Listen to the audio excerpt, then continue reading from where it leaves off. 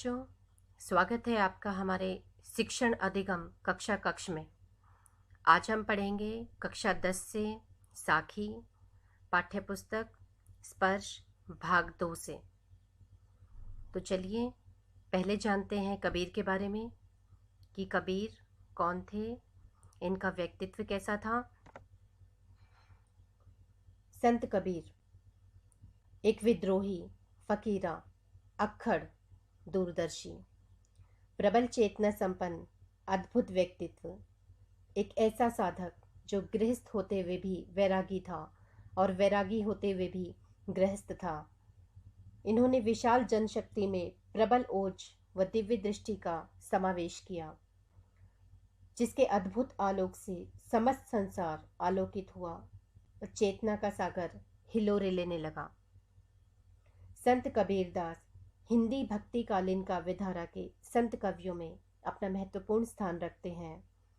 इनका जन्म 1395 के आसपास माना जाता है। कुछ विद्वान 1398 के आसपास भी इनका जन्म मानते हैं। इनके जन्म के विषय में बहुत मतभेद है।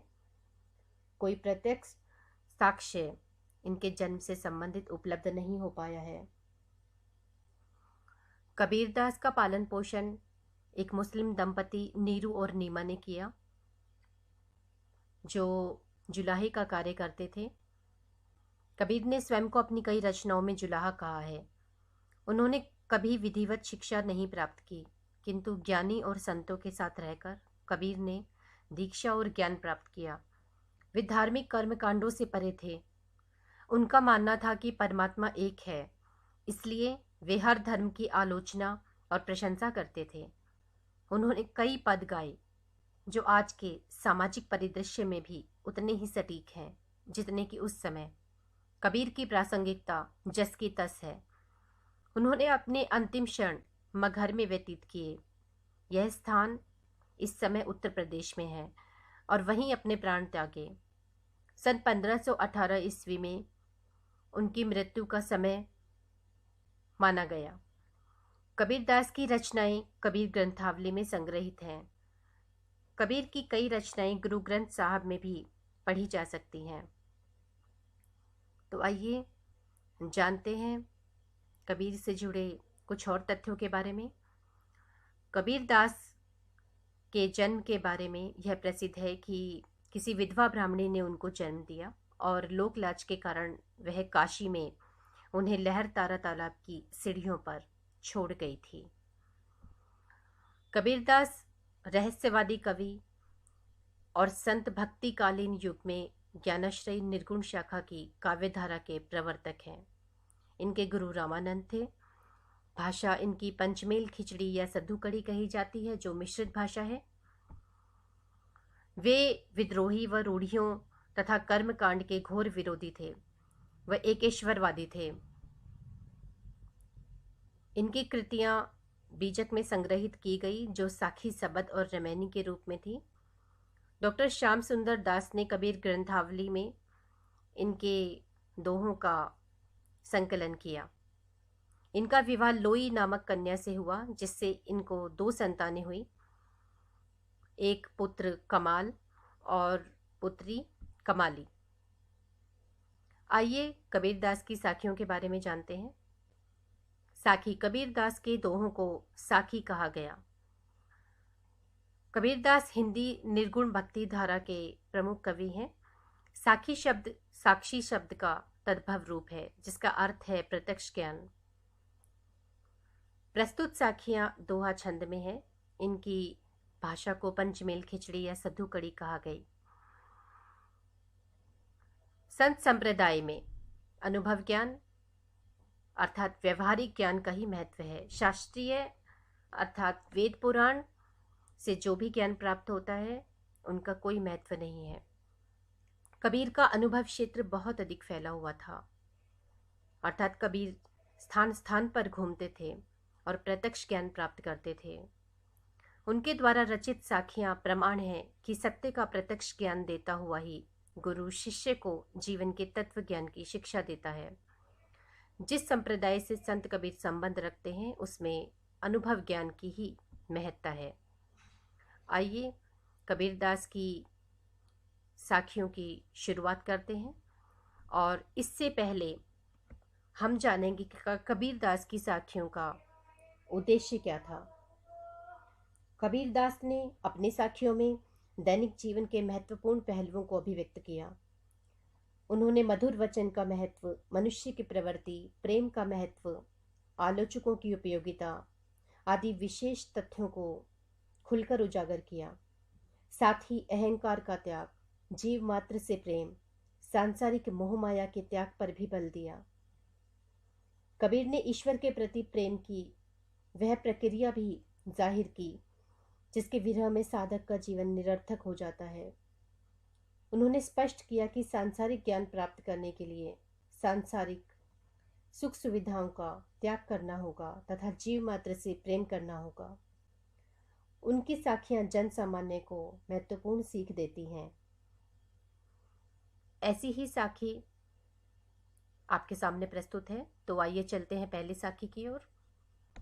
ऐसी बानी बोलिए मन का आपा खोए, अपना तन शीतल करे और के सुख होए। प्रस्तुत साखी में कबीरदास ने मीठी वाणी का महत्व प्रदर्शित किया है। संत कबीरदास ने आपा अर्थात अहंकार को नाश करने की शिक्षा दी है कि व्यक्ति का अहंकार जब समाप्त हो जाता है तो वह मधुर वचन बोलता है। और ऐसे मधुर वचनों से क्या लाभ प्राप्त होता है? जो व्यक्ति मधुर वचन बोलता है उसके शरीर को शीतलता अर्थात सुख व प्रसन्नता प्राप्त होती है और सुनने वाले को भी ऐसा ही सुख और प्रसन्नता प्राप्त होती है।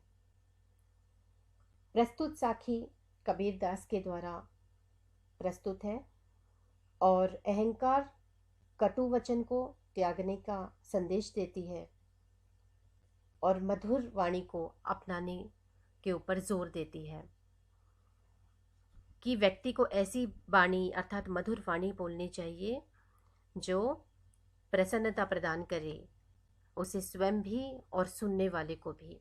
और यह कब होगा? जब व्यक्ति अपने मन का अहंकार नाश कर देगा। अहंकार के कारण व्यक्ति किसी के सामने झुकना पसंद नहीं करता और मधुर वचन नहीं बोल पाता। तो यह साखी मीठी वाणी का महत्व प्रदर्शित करती है। सधुकड़ी भाषा में अर्थात उपदेश देने वाली साधुओं की खिचड़ी भाषा का प्रयोग हुआ है। सरल व सहजता से यह साखी अपनी अभिव्यक्ति करने में पूर्ण रूप से सक्षम है। तो आइए चलते हैं कबीरदास की दूसरी साखी की ओर।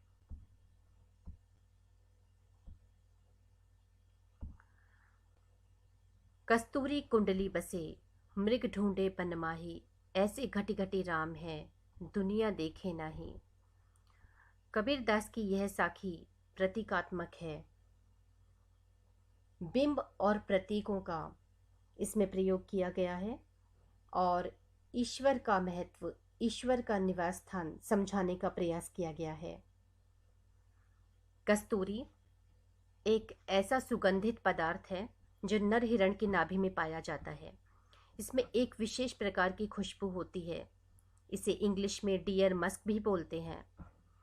इसका प्रयोग परफ्यूम तथा दवाइयाँ बनाने में होता है। यह बहुत ही महंगा होता है। यह कस्तूरी प्रतीक है ब्रह्म का, ईश्वर का। कुंडली प्रतीक है हृदय का, केंद्र का, जिसमें ईश्वर बसता है। मृग प्रतीक है मनुष्य का और वन प्रतीक है संसार का। तो प्रस्तुत साखी में कबीरदास जी कहते हैं कि जिस प्रकार कस्तूरी नामक सुगंधित पदार्थ हिरण की अपनी नाभि में होता है, परंतु वह उस सुगंध से बौरा कर उसे महसूस करके उसे प्राप्त करने के लिए वन वन भटकता है, ठीक उसी प्रकार भी राम है, ईश्वर है, जो सृष्टि के कण कण तथा सभी प्राणियों के हृदय में निवास करते हैं।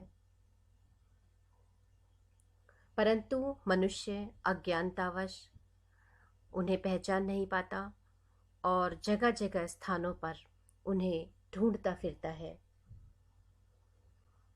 उस अज्ञान के कारण मनुष्य भटक जाता है और अपने ही भीतर छिपे ईश्वर को अपने भीतर न खोजकर उसे बाहर खोजता है और जीवन भर मारा मारा फिरता है। उसे पता ही नहीं चल पाता कि वह ईश्वर केवल और केवल मेरे अंदर विराजता है। तो प्रस्तुत साखी सरल व सहज भाषा में, सधुकड़ी भाषा में प्रयुक्त हुई है। भाषा में गूढ़ रहस्य अर्थात ईश्वर संबंधी ज्ञान प्रदर्शित किया गया है। आइए चलते हैं अगली साखी की ओर। जब मैं था तब हरि नहीं, अब हरि है मैं नाही, सब अंधियारा मिट गया जब दीपक देखा माही। प्रस्तुत साखी में भी प्रतीक अर्थ है। मैं अर्थात मनुष्य का अहंकार, यह भक्ति रूप रहित जीव के लिए प्रयुक्त हुआ है, जिसका ध्यान ईश्वर में नहीं है, जो सांसारिक है। अंधियारा अर्थात अंधेरा निराशा का, अज्ञान का प्रतीक है। दीपक प्रकाश का प्रतीक है अर्थात ईश्वर भक्ति का प्रतीक है। कबीर दास जी कहते हैं कि जब मैं था अर्थात साधक के मन में अहंकार था, वह सांसारिकता में लिप्त था, तब ईश्वर की प्राप्ति उसे नहीं हुई। अब जब साधक को ईश्वर के दर्शन हो गए हैं तो साधक के अंदर मैं अर्थात अहंकार समाप्त हो गया है। जैसे ही ईश्वर का भक्ति रूपी दीपक, ज्योति स्वरूप ज्ञान साधक ने मन में देखा तो साधक का अज्ञान रूपी अंधकार समाप्त हो गया और इस सत्य का दर्शन हो गया कि अहंकार ही ईश्वर के विरोधी है। अहंकार व अज्ञानता और ईश्वर, इनमें परस्पर विरोध है।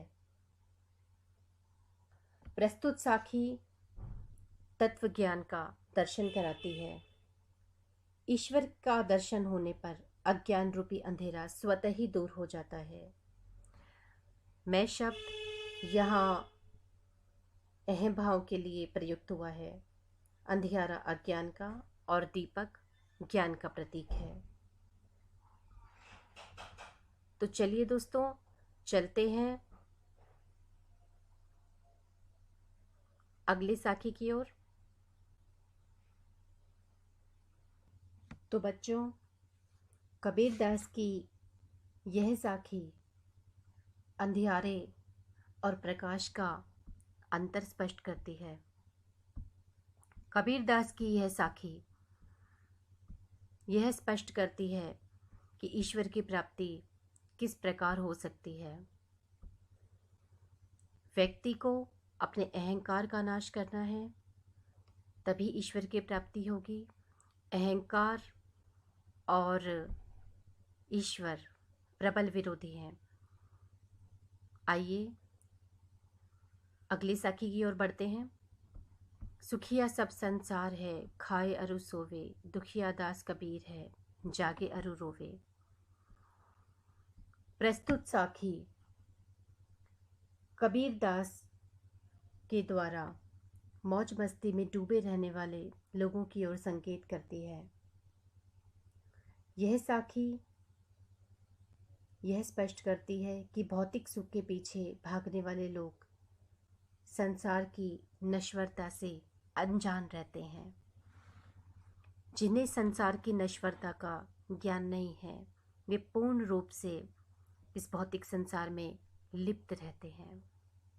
सुखिया अर्थात सुखी, दुखिया दुखी। कौन सुखी है और कौन दुखी है, कबीर दास यही स्पष्ट करते नजर आते हैं। इस साखी में कबीर दास जी यह कहते हैं कि इस संसार में ऐसे व्यक्ति जो सांसारिक भोगों में सांसारिक विषय वासनाओं में पूरी तरह से लिप्त हैं, वे सुखी हैं। वे पूरी तरह से सांसारिक भोगों को भोग रहे हैं और खोए हुए हैं। अपने जीवन को सबसे अधिक सुखी मानकर वे हमेशा प्रसन्न रहते हैं। केवल इस संसार में कबीर दास जी है जो दुखी है, क्योंकि वे जाग रहे हैं। उन्हें संसार की नश्वरता का ज्ञान है। वे संसार की नश्वरता को देखकर रोते हैं। कबीर दास जी इसलिए दुखी हैं कि संसार के लोग कितने मूर्ख हैं, जो इस अमूल्य जीवन को प्राप्त करके भी उस जीवन का महत्व नहीं जान पाए।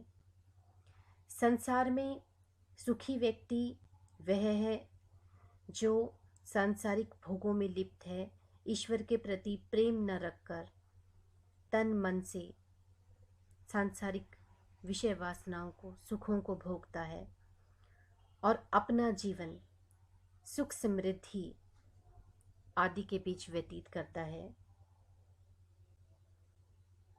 उन्हें वास्तविक सुख का ज्ञान ही नहीं है, केवल क्षणिक सुख को वे सुख मान बैठे हैं।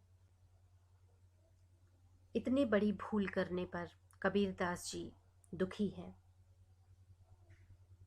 इस संसार में दुखी वही व्यक्ति है जो ईश्वर के प्रेम में पड़कर दिन रात उनसे मिलने के लिए जागता है, तड़पता रहता है, बेचैन रहता है। यह सोना शब्द प्रतीक है और जागना भी प्रतीक है। सोना शब्द ईश्वर के प्रति उदासीनता का भाव रखने को बताता है तथा जागना शब्द ईश्वर के प्रति आस्था रखना और उसे पाने के लिए निरंतर प्रयासरत रहने के भाव को प्रदर्शित करता है। कबीर के अनुसार यह समस्त संसार सोया हुआ है, क्योंकि उन्हें ज्ञान नहीं है, अज्ञानी है। कबीर के अनुसार ईश्वर के प्रति भक्तों की तड़प में ही जीवन और जागरण उपस्थित रहता है। प्रस्तुत साखी तत्व ज्ञान का बोध कराती है, संसार की नश्वरता का ज्ञान कराती है, वास्तविक सुख का आभास कराती है। सरल व सहज रूप में सद्दुकड़ी भाषा का प्रयोग किया है तथा सांसारिक सत्य की पुष्टि की गई है। अगली साखी की ओर चलते हैं। विरह भुवंगम तन बसे, मंत्र न लागे कोई, राम वियोगी ना जीवे, जीवे तो बोरा होए। प्रस्तुत साखी भी प्रतीकात्मकता को लिए है। इस साखी में सांसारिक मोह माया और उसका प्रभाव व्यक्ति पर तथा एक साधक पर सांसारिक मोह माया का प्रभाव कितना होता है, यह स्पष्ट करती है कि ईश्वर के प्रेम में साधक का जीवन किस प्रकार हो जाता है। विरह अर्थात प्रेम में तड़पन, भुवंगम अर्थात सर्प, तन बसे, विरह भुवंगम तन बसे। कबीरदास जी कहते हैं कि जिन व्यक्तियों के शरीर में परमात्मा के प्रेम का विरह रूपी सर्प बस जाता है, उनके बचने की कोई आशा, कोई उपाय शेष नहीं रहता। वह राम के वियोग में जीवित नहीं रह पाता। मंत्र न लागे कोई, मंत्र अर्थात उपाय, कि जो साधक, जो व्यक्ति परमात्मा के प्रेम में दिन रात तड़पता है, उस पर सांसारिक उपाय काम नहीं करता। अर्थात सच्चा प्रेमी, ईश्वर का सच्चा भक्त इस संसार के चक्कर में नहीं पड़ता, विषय वासनाओं के भंवर में नहीं फंसता, कोई भी सांसारिकता उसे अपने काबू में नहीं कर पाती। राम वियोगी ना जीवे, राम अर्थात ईश्वर, निराकार ब्रह्म, उससे बिछड़ा हुआ कोई भी साधक, कोई भी भक्त या तो इस संसार में जिएगा नहीं, और अगर जिएगा तो बौरा होई, बौरा अर्थात पागल हो जाएगा। अर्थात इस संसार में पागलों के समान अपना जीवन व्यतीत करेगा। कबीरदास जी इसमें ईश्वर के प्रति सच्चे प्रेम को अभिव्यक्त करते हैं। सांसारिक मोह माया और उसमें फंसे लोग एक साधक को, परमात्मा के सच्चे प्रेमी को पागल ही समझते हैं। प्रस्तुत साखी जीवन के महत्व को स्पष्ट करती है। सरल व सहज भाषा में एक सत्य की पुष्टि की गई है, अभिव्यक्त किया गया है।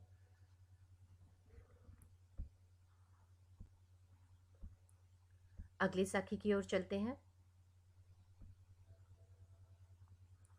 निंदक नेड़े राखिए, आंगन कुटी बंधाए, बिन साबन पानी बिना, निर्मल करे सुभाए।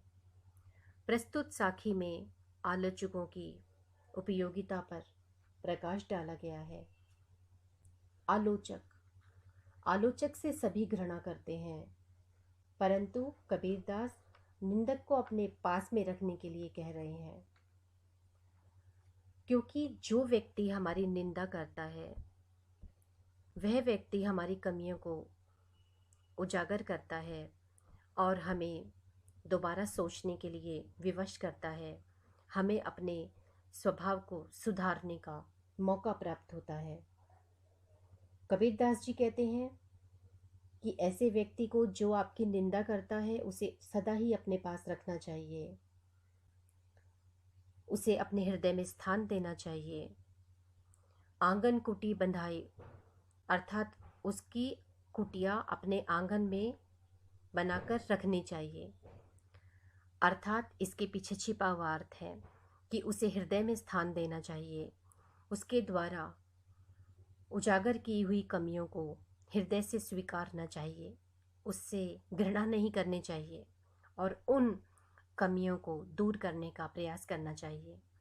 इसमें निंदक की उपयोगिता बताई है और निंदक जो है वह आत्मशुद्धि का अवसर प्रदान करता है, इसलिए निंदक से कभी भी घृणा नहीं करनी चाहिए। निंदक की निंदा बिना साबुन और पानी के व्यक्ति के स्वभाव को निर्मल, पवित्र, शुद्ध कर देती है, क्योंकि वह आत्मशुद्धि का अवसर देता है। उस आत्मशुद्धि के अवसर से व्यक्ति पवित्र हो जाता है और अपने अंदर की बुराइयों को समाप्त कर देता है। इस प्रकार निंदक घृणा का पात्र नहीं है। निंदक के जीवन में बहुत उपयोगिता है। प्रस्तुत साखी में निंदक की उपयोगिता स्पष्ट की है, सद्दू-कड़ी भाषा का प्रयोग किया है। भाषा सरल व सहज है तथा भावों की अभिव्यक्ति में पूर्ण रूपेण सक्षम है। अगली साखी की ओर हम चलते हैं। पोथी पढ़ पढ़ जग मुआ, पंडित भया न कोई, एके अक्षर पीव का, पढ़े सो पंडित होए। प्रस्तुत साखी में कबीरदास ने परमात्मा को जानने वाले व्यक्ति को सच्चा ज्ञानी बताया है और इस साखी में धर्म ग्रंथों, पुराणों से प्राप्त ज्ञान का महत्व न प्रदर्शित करके ईश्वर से सच्चा प्रेम करने की हिदायत दी है। पोथी पढ़ पढ़ जग मुआ अर्थात वे उपदेश देते हैं कि पोथी पढ़ पढ़ कर यह संसार मर गया, लेकिन पंडित अर्थात सच्चा ज्ञानी कोई नहीं बन सका। एक अक्षर उस पीव का, प्रीव अर्थात प्रियतम का, अर्थात उससे प्रेम का पढ़कर व्यक्ति पंडित हो जाता है, अर्थात सच्चा ज्ञानी हो जाता है। अर्थात ईश्वर की सच्चे हृदय से भक्ति करने की आपको हिदायत दी गई है, उपदेश दिया गया है। प्रस्तुत साखी में ज्ञानी वर्ग पर व्यंग किया गया है, जो पोथी पुराण के उपदेश बाँचते हैं और परमात्मा से सच्चे प्रेम का उन्हें कभी अनुभव नहीं हुआ। भाषा सरल, सहज व सद्दू-कड़ी है, जो भावाभिव्यक्ति में पूर्ण रूपेण सक्षम है। तो हमने जाना पोथी पढ़ पढ़ जग मुआ, पंडित भयानक कोई, अर्थात कबीरदास ने धार्मिक पुराणों और ग्रंथों का खंडन किया है, उनसे प्राप्त ज्ञान कर लोगों में बांटने का खंडन किया है। वे इसे एक पाखंड मानते हैं और ईश्वर से सच्चा प्रेम करने पर बल देते हैं, उनके प्रेम में आंसू बहाने पर बल देते हैं। तो आइए चलते हैं अगली साखी की ओर। हम घर जाला आपना लिया मुरादा हाथी, अब घर जालो तास का जे चले हमारे साथी। प्रस्तुत साखी प्रतीकात्मक है। इस साखी में भी कबीरदास ने प्रतीकों के माध्यम से संसार के तत्व ज्ञान को स्पष्ट किया है। घर एवं मशाल सांसारिकता और ज्ञान का प्रतीक है, जिसमें सांसारिक विषय वासनाओं को नष्ट करने की बात कही है। कबीरदास जी इसमें स्पष्ट करते हैं कि हमने अपना सांसारिक घर अर्थात विषय वासनाओं मोह माया का एक जाल होता है, उसे घर कहा गया है, वो जला लिया है, खत्म कर लिया है, अज्ञान रूपी घर समाप्त कर लिया है। किस प्रकार? मुराड़ा हाथी, मुराड़ा अर्थात मशाल हाथ में लेकर हमने स्वयं अपना अज्ञान रूपी घर जला लिया है। यहाँ मशाल प्रतीक है ज्ञान का, प्रभु भक्ति का। अब घर जालो दास का जे चले हमारे साथी, अब हम उसका घर जलाएंगे जो हमारे साथ चलने के लिए तैयार होगा, अर्थात जो प्रभु भक्ति के मार्ग पर चलने के लिए तैयार है। मैं ज्ञान से उसके सांसारिक विषय वासनाओं रूपी अज्ञान रूपी घर को जलाकर समाप्त कर दूंगा और हृदय में ईश्वर के प्रति प्रेम भावनाओं को जागृत कर दूंगा। तो कबीरदास जी इस साखी में ईश्वर के प्रति प्रेम का, ज्ञान का और अज्ञान का अंतर स्पष्ट करते हैं। प्रस्तुत साखी सद्दुकड़ी भाषा में है, सरल व सहज भाषा के माध्यम से भावाभिव्यक्ति आपके समक्ष प्रस्तुत हुई है और प्रतीकात्मक शैली का प्रयोग किया गया है। तो आइए चलते हैं कबीरदास की जो भी साखियाँ हमने पढ़ी हैं उन साखियों के केंद्रीय भाव की ओर। मीठी वाणी का प्रयोग करने की सलाह तथा दूसरों को सुख और अपने तन को शीतलता प्राप्त हो। ईश्वर को मंदिरों और तीर्थों में ढूंढने की बजाय अपने मन में ढूंढने की सलाह दी जा रही है। अहंकार और ईश्वर एक दूसरे के प्रबल विरोधी हैं, विपरीत हैं। इस बात का ज्ञान हर व्यक्ति को होना चाहिए। प्रभु को पाने की आशा उनको संसार के लोगों से अलग करती है। ज्ञान प्राप्ति हेतु मोह माया का त्याग आवश्यक है। अंधविश्वास व धार्मिक कर्म कांडों पर करारा प्रहार किया गया है। ईश्वरीय ज्ञान को धारण करने वाला ही सच्चा ज्ञानी कहलाता है। ईश्वर प्रेम के महत्व का प्रस्तुतिकरण किया गया है। ईश्वर के वियोग में कोई व्यक्ति जीवित नहीं रह सकता, अगर रहता भी है तो उसकी स्थिति पागलों जैसी हो जाती है। निंदक को मनुष्य के स्वभाव परिवर्तन में मुख्य भूमिका निभाई जाती है। तो हमने पढ़े इसके उपदेश व मूल भाव। आइए इसकी पुनरावृत्ति करते हैं कि साखी का अर्थ क्या है। तो बच्चों, इन प्रश्नों के उत्तर आपको स्वयं से स्पष्ट करने हैं। प्रतीकार्थ बताइए। कस्तूरी, कुंडली, मृग का, मैं, हरि, अंधियारा और दीपक किसके प्रतीक हैं, ये आपको स्पष्ट करना है। इस संसार में सुखी कौन, दुखी कौन। कबीर किसका घर जलाने की बात कर रहे हैं। विरह और भुवंगम किसके लिए प्रयुक्त हुए हैं। विरही की स्थिति कैसी होती है।